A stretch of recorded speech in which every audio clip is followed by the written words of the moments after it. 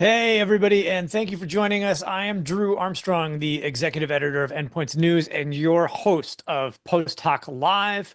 It is October 30th, a Thursday. It has been absolutely crazy. I'm going to be joined today by our reporter, Kyle Husik. He covers deals and financings for us. We are going to be talking about the war to win Metsera. This is the biggest story in biopharma today. I think Kyle, I'm guessing you, like me, like rolled over in bed and said, "Holy something," and raced to the computer this morning. How's your day going? Kyle, I think you're muted. We'd love to hear, but you got to turn that off, man. Um, Halloween came a day early this year. I think some people might be dressing up as Orla versus Mike Two Star tomorrow. But no, I woke up an hour early, thankfully, today and was able to jump right on it. And yeah, it's been running 100 miles per hour Yeah, every it's hour. been it's been a while. Like I love a like messy M&A situation, but I think it's been a while since we've had one. This is going to be something that we will be getting into today, and I think you can expect a lot of shows coming up in over the next week or two as this unfolds. Now, for those of you who are just catching up on this, late last month, Pfizer and Metsera, they announced a $4.9 billion obesity deal with some CVRs attached to it. This is one of those transactions like people have been waiting for this thing forever. Like I think like we've been talking like about how like who is Pfizer going to buy in obesity? We've speculated about like name after name. This thing finally happened, and like usually the way this goes is we write the story. A few months later, the deal closes, and then a few quarters later, we're looking to see how it did. But then today, Novo came out of nowhere and said it was going to go about $1.5 billion higher and steal this out from Pfizer. It has been a wild morning as these guys get ready to go to war over this. We are just getting started. We're going to talk about today what we know, what happens next, and what this means for deals and the rest of biotech. I am delighted to welcome back to the show BMO Capital Markets Head of Healthcare Research, Evan Seigerman. He's going to walk through all this with us. He's probably the only guy out there who's even busier than we are today. Real quickly, just a little bit of housekeeping. If you are joining us for the first time, hello. Post-Hoc Live, we bring you the reporting, the analysis, and the debate that usually happens behind the scenes in our newsroom to you live on screen. If you're joining us on YouTube and you're not already following us, hit that little subscribe button below. We can also give you alerts about when this comes next if you sign up for Post-Hoc email. Now, let's get into this. Evan, we are delighted to have you. Thank you for being on with us. I wanted, can you maybe help our listeners with something like there's an interesting deal structure here, I think, which we haven't seen, which relates to, Novo's effort to kind of swoop in and grab this thing. Like, how is this thing built and what is unusual about it? Well, first off, thank you for having me. And yes, today was absolutely nuts. I did joke with my team yesterday. It would be like Novo to just drop some news in the middle of one of our busiest earning mornings, and lo and behold, they didn't disappoint. Yeah. So yeah, it's been an interesting morning. But to your question on the deal structure, from my understanding, if this is accepted by Metsera, Novo is going to front all the cash component up front ahead of any FTC closure, ahead of any consummation of the deal, basically taking all the risk around the deal closing and giving it to Metsera shareholders. I think there's some tax complications on that. We don't have to get into the nitty gritty there, but a special dividend might be taxed to some folks. So I'm sure they have to figure that out. But it is something I've not seen ever. Yeah, like and just a reminder, like the way this usually works is like you sign your deal, you announce your deal, a whole bunch of months go by, then you close your deal, and that's like when the checks hit the bank accounts, Right. basically. And this like front loads everything, it like almost essentially like to the act of signing, it sounds like. And that's it seems like this is an effort essentially to like force out other buyers by getting these guys to take the cash right away, like that, and giving them a like kind of semi-functional like ownership stake Yeah. you're controlling. I mean, like, is that the idea here? Well, I think if you go back to the proxy that kind of was released after Pfizer announced the deal, there was two parties. One of them had significant FTC issues, saying it would take over 2 years to close the deal. I think we all believe that that was Novo Nordisk coming in. I think the other party was Bristol. Not quite sure why they couldn't issue the stock. But focusing on Novo, they were looking at it. They want to add it to their portfolio. And I think Metsera was like, I'm not waiting 2 years for this. And we want something that's sooner, because $1 today is worth a lot more than $1 tomorrow. Right. And I mean, Kyle, so you had a great piece out today, kind of walking through some of the like what comes next and what the issues are here. I mean, will you just run down for us like all the questions I think we have about this, about this new bid and like what it means and what happens next year? And we'll spend some time, but like set the agenda for us here. Yeah, I mean, the main question is, will Pfizer come in with a higher bid or at least match the bid? Metsera set a 4-day deadline, so that'd be Tuesday. So we'll see if that happens. Pfizer said they disagree. They don't believe that Novo's offer is superior because of regulatory reasons. So there might be a legal battle over that. So that's another big question is, will Pfizer act on, the legal threat that it issued this morning? The other big question, what happens if Pfizer does lose out on this? What will they do? Will they get out of obesity fully, or will they try again? Obviously, that delay their ambitions in this space. And if Novo loses the bidding war, which would be a second time because they lost during the process a few months ago, what would happen for their plans going forward? Obviously, they just did the Akero acquisition in the MASH space, but they would have to beef up their obesity pipelines. That's a key question for them going forward as well.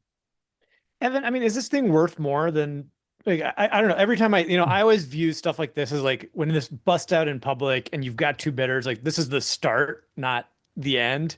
Right. I mean, and I think like we were talking in the newsroom, like, okay, these guys are gonna, like whether it's 6 or something, or 7, like Lilly sold $10 billion worth of tirzepatide this quarter. I mean, like I have to imagine that people are thinking that maybe there's more value here than the initial price. Clearly there is, because whatever Novo threw out, that's what they see, as the new price of what the asset should be. I think the question just is on closing, does it actually close? But taking a step back to your point, yeah, Lilly's printing, tens of billions of dollars of Zepbound and Mounjaro in a quarter. So clearly there's a lot of value. We know that the market's going to become more concentrated, but it's evident to me that a large player like a Lilly, like a Novo, maybe a Pfizer, are the type of organizations that can compete, later in the decade when it's a volume game. Yeah. So long way of saying, yes, there's more value to probably what Pfizer put up. What are you hearing from the companies on this? Like, what are they, when they're out here, when they've got IR talking to you guys, right, and, like, what are they saying about this? Because like, obviously, we're hearing from them on our side as well. And we'll get into some of, I think, what our reporting has right, shown. And, and I do want to go back. I mean, you mentioned like this suspicion that like the, party one was Novo. We were able to confirm that with the concerns about closing and everything. But there you go. Yeah, what are you hearing from the companies?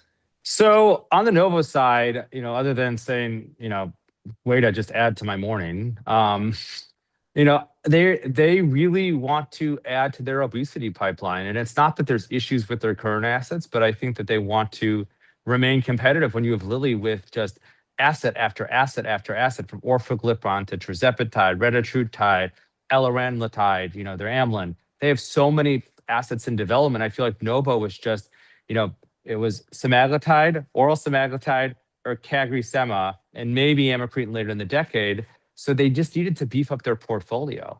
I haven't heard from Pfizer because they're reporting on Tuesday. We'll hear a lot more then, other than kind of what's public. I think that they probably don't want to comment on potential litigation. I'm sure Pfizer is calling up their bankers, their lawyers, and maybe the president at this point. Who knows? Yeah, and we'll get into. We definitely need to talk about that because I think there's they're leaning so hard into the antitrust thing, to the American thing. I mean, Borrell and Trump have this huge. Why don't we just do that now? I mean, sure. I read Pfizer's statement this morning, and let me pull this up, because there's a line that really stuck out to me, and that I think is indicative of how they are gonna approach this. I mean, they said very specifically, it is an attempt by a company with a dominant market position to suppress competition in violation of law by taking over an emerging American challenger. I mean, admittedly a bit rich coming from one of the largest drug makers in the world. But I think it's a pretty clear indication how they, are going to be pushing up against this. And we have not really seen any kind of antitrust test under this, Trump 2.0. And like, what is that going to mean? I think we know a little bit more about like what a, Biden era Lena Khan, FTC might have done, but like, we haven't seen this yet. Like, what do you make of the antitrust argument and how that potentially plays out? Well, the way I think about it is we saw a pretty comprehensive deal between Pfizer and the Trump administration, and Albert was the first CEO to get the deal done. So there, one would assume that Pfizer and the Trump administration have a good relationship. You've heard them time and time again kind of complaining about how, a foreign company is selling a lot of Ozempic and Wegovy into Medicare and, basically pocketing money from the US healthcare system. So I think that there's always been this kind of pressure, and now it's very direct. And I have a feeling that in an America First kind of, approach to trade policy, I could see an FTC under the current administration saying no. I also wonder, kind of from another perspective, we hear all about these other negotiations between other pharmas, so Lilly and the administration, Novo and the administration. Does this deal derail all of that? Or were they not getting anywhere with those negotiations? So they're like, you know what, we're just going to go for it. And, we're just going to stick it to them. If Novo or Metsera do get, brought into a legal suit, how do you think Novo will respond? What will their argument be? I mean, their argument will be that we're paying more. I think the FTC thing's going to be hard, but they'll basically say this isn't the jurisdiction of the court to decide. It's the FTC. And they're going to probably focus on legal arguments. And I think Pfizer probably has to do the same, right? They have to figure out if there was a violation of the contract, right? So that's what they're arguing about. It can't have these overarching, I'm not a lawyer, so I don't want to get too specific, but FTC is where those things get figured out. And yes, they can probably make anti-competitive claims, but it's probably a contract breach at this point. Any lawyers comment, let me know if I'm right or wrong, but that's how I think about it. Yeah. I mean, you're not a lawyer, but you are a financial analyst. And I'm wondering, can a company like Metsera afford to be stuck in court for 2 years? Like, if this thing gets really ugly and tied up and all of a sudden they're like, well, we can't, Pfizer's suing us. It's going to take years to work through. Novo can't buy us because these guys are, we can't, how much of a distraction or a drain does that become? Small biotechs are resource constrained, and the capital that they raise from investors is to be used to develop drugs, not fight legal battles. So yeah, I don't think that, that's a good use of shareholder capital. The whole point of biotech is to develop drugs and an exit, right? And if they're stuck for 2 years, either in lawsuits or in an FTC kind of song and dance, that's not great for shareholders, and that's not in the best interest. Even with this, I guess with that reassurance up front, it takes a little pressure off. But is Novo able to do that and kind of give the Metsera shareholders, consummate that transaction? There's a few questions there. Yeah. Well, I mean, and, again, going back to that Pfizer statement, I mean, they're pretty clear about their intentions here. They say, Pfizer's prepared to pursue all legal avenues to enforce its rights under the agreement. We've been speaking with some folks who are close to the Pfizer side who I think have made it really clear that they are ready to do that and could do that quickly. So I think I certainly have gotten the impression that this could get very ugly very quickly. Even though it certainly seems like there's a deal here for somebody to figure out, but we might be in for a turbulent couple of days is my guess. If you think about it, Pfizer, they're probably in the best position because they have probably the most expansive amount of legal resources out there, right? They have lots of lawyers at different firms kind of on speed dial, and they're going to get them all, tied up, figuring out how to attack this. Metsera, they are probably in the most vulnerable position because they can't withstand all those, complex legal fights. And Novo, they can't wait 2 years letting this settle out. They need to act today, right? Novo has structural issues that need to get solved.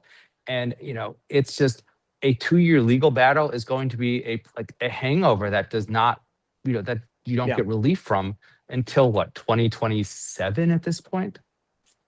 Do you think Novo will back down easily if they do get into a legal I battle? mean, you can't come out there with this like crazy over the top offer 3 days, a few days before earnings and say, oh yeah, just kidding. That's a lot of egg on the face for the new CEO, Yeah. kind of the foundation, right? They're shaking up the board. So they have to be pretty certain that they're going to see this through as best that they can. Kyle, what's up with, I mean, Metsera, like was this a company that was built to be sold? I mean, where do you think they are in all of this? Yeah, I talked to their CEO. We did an interview like I think a month or two after they went public, and I asked them that exact question. Will this be a company that exits via M&A eventually? And he gave the standard response that great biotechs don't get sold; they get bought. So I imagine they were gearing up for that eventually, though. I mean, the company has a track record. Their leadership was at the medicines company. They had a $10 billion exit to Novo Nordisk, so they know how to work the game for sure. But it was the first acquisition we'd seen in 2 years in the obesity space. Everything else had been, research collaborations, licensing deals. Yeah. So I think it's bound to happen eventually. And why do you guys think that? I mean, I know we were talking with Liz Cairns, who's our obesity reporter and knows this stuff. And I mean, I think, she was kind of asking like, why this company? Like, there's a lot of other stuff out. Like, there's no shortage of obesity assets around the world. Like, I feel like every time we like turn over a rock, there's like a new one of these companies coming out, whether it's stuff from China, right? Why have the fight over this? I mean, Evan and both of you guys, like, why this thing? There's a few things from the Metsera portfolio that I think were attractive to Pfizer. One, they have an amylin. Those are rarer than, say, a GLP-1. Two, they have an oral peptide that has no food effect, right? That's the issue with oral sema. And three, then their peptide is a long-acting potentially. So it's kind of an interesting combination of products that don't really exist today versus just a GLP-1 or GLP-1 GIP. I think why not the other players? Let's structure, which I cover, outperform rated stock. Data's coming later this year. I think there's, some investor hesitation and kind of, concern just given how orforglipron approved, kind of turned over. And, will that be competitive? And then I don't cover Viking. That's always been kind of in play. I don't know what happened there, but it seems that the Metsera portfolio has more optionality. And also it allows Pfizer to put their stamp on running a big phase 3 trial. It's a lot more efficient for Pfizer to run a phase 3 than a small biotech. They just have economies of scale. Yeah. So we were chatting about this just at the top of the show. I mean, and there was some reporting. I think Wall Street Journal just has a story out, noting that Bristol Myers was another bidder in this process. They offered half cash, half stock. Evan, what do you think the chances are that this thing gets like fully blown back open and we see somebody else pop in here? I mean, at this point in biotech M&A, anything's possible. I don't think Bristol's coming back. I'm surprised actually, because in the past when I've spoken with Chris Berner and the management team, they said they didn't really want to get into obesity, and this is definitely getting into obesity. Yeah. So I was kind of surprised to see that. I actually thought it was Sanofi, because around that time of them pulling out their their atopic derm drug blew up. So that was my guess. Obviously wrong there. It could get opened up, but that just adds to the complexity and more people that Pfizer's going to sue. So there are other assets out there that could be easily swooped up if a firm's interested in obesity. I don't know why you have to give yourself the headache of being mired in lawsuits. Yeah. I feel like there are few companies willing to get in at this point. I mean, Novartis just did a $12 billion deal, so I don't know if they're gonna spend another $10 billion to get into obesity. So I mean, like on the other hand, though, like I mean, I'm old enough to have been around when people were spending, 30 and 40 and 50 and $100 billion on deals, and like we haven't seen any kind of like really meaningfully large trend. Like it's not like there's any, if you want to use debt, if you want to try to use stock, like people could be doing a lot right now if they were truly motivated or needed to. Interesting you say that, because now like these questions have been coming up on earnings calls in the 3Q cycle, and a lot of these big companies like Merck, for example, they don't want to do these big ugly deals. Like you look at Bristol Celgene, and I don't think anyone says that was like an amazing deal. It kind of rescued Celgene. It gave Bristol a lot of free cash flows, but it only compounded their portfolio issues. So right. I don't know if like you're getting those synergies. A Yeah. lot of these pharma companies want assets that solve problems that they have at the end of the decade, not to compound them. Yeah. But I mean, Bristol Celgene is such an interesting point because it's not like it was a massive deal that like I don't know.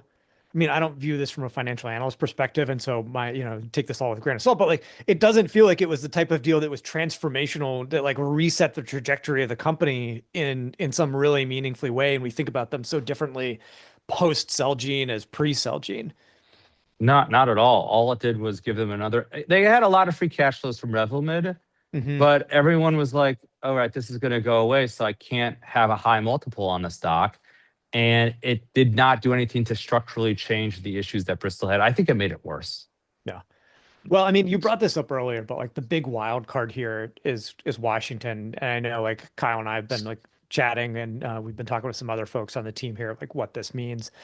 And yeah, I mean, the Trump thing is just a totally interesting wrinkle. And like Kyle, you brought this up, but like I think, the Novo question is interesting because also like Novo has something to give here. Like I have to presume that the Trump administration really wants a great MFN deal on GLP-1s, and they've got one or the two big anti-obesity drugs. And like, I think every time I talk to somebody in Washington about the environment for drug companies there, it's like this stuff is all related. Everybody's, clearly negotiating everything with all the cards at once.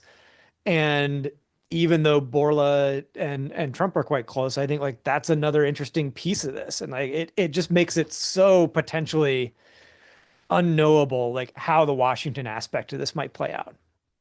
Yeah, I mean, we've had Clive Meanwhile, the Metsera exec chair, on the show before, talking about his new company, Coursera, in the cardiovascular space, and he brought up pricing quite a bit in that conversation, and my conversations with him for the story.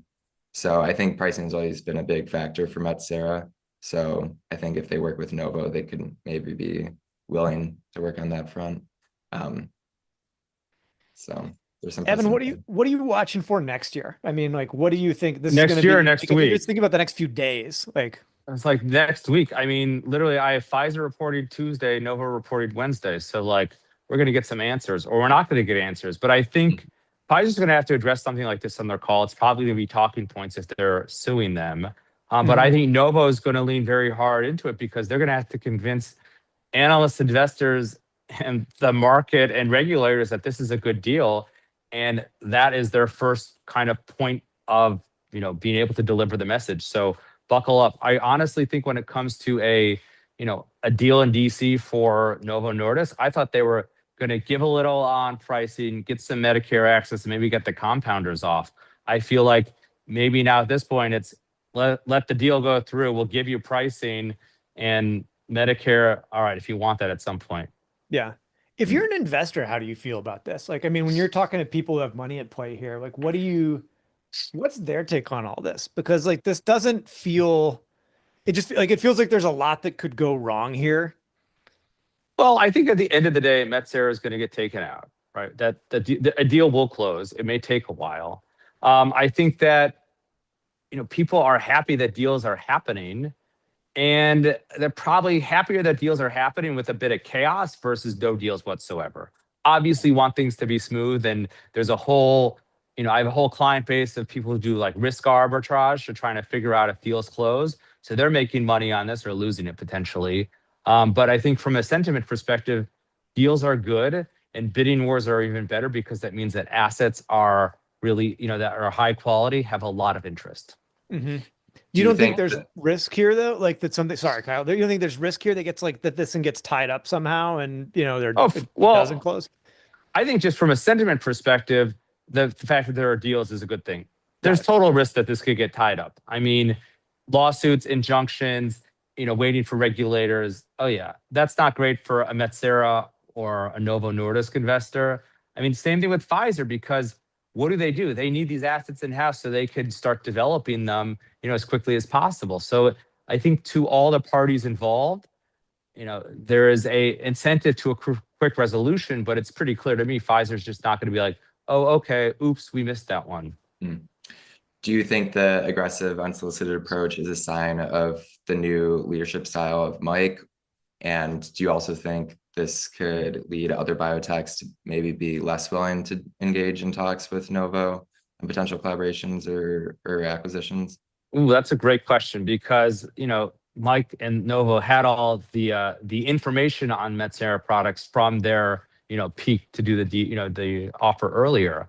In terms of, is this Mike's new kind of push? I think there's a bit of it. I also think it's probably a push from the foundation to be more aggressive because you remember the foundation and the chair of the board is really in charge of Novo Nordisk. Management is there too, but given that they have 75% of the voting shares, they're the ones that pushed for the change last week for a new board, and they're the ones that could be pushing for this. It is interesting that the deal was not consummated under the prior CEO, and maybe Mike wants to say, you know what, we're just going to get this done, or at least try to.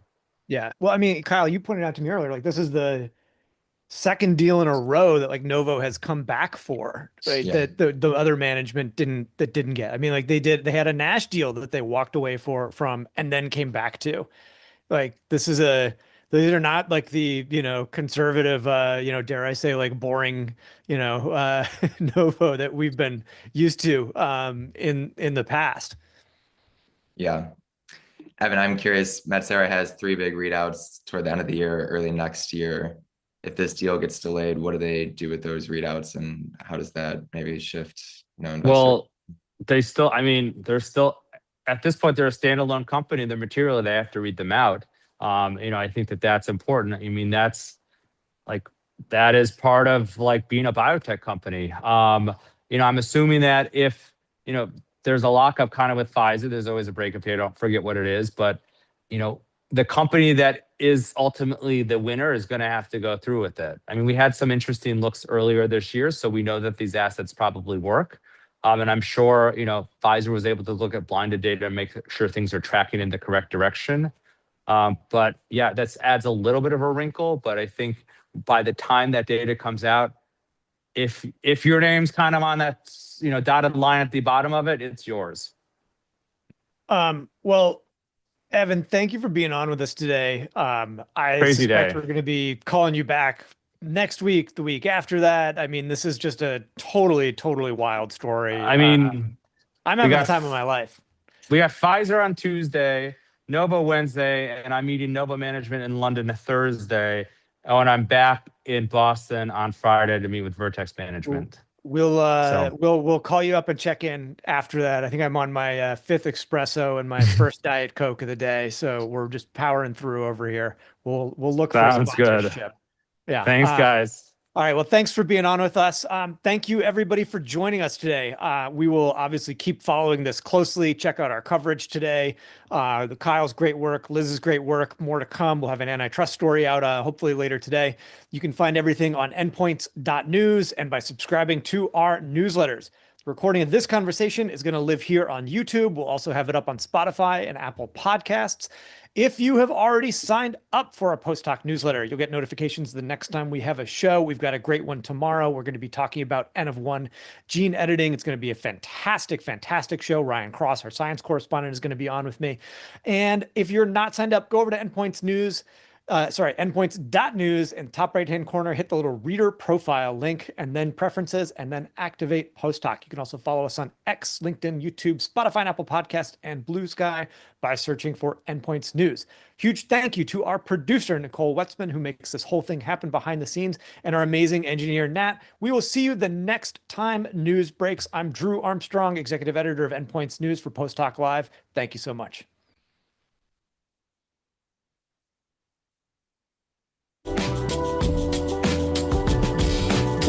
Evan. Thanks, guys.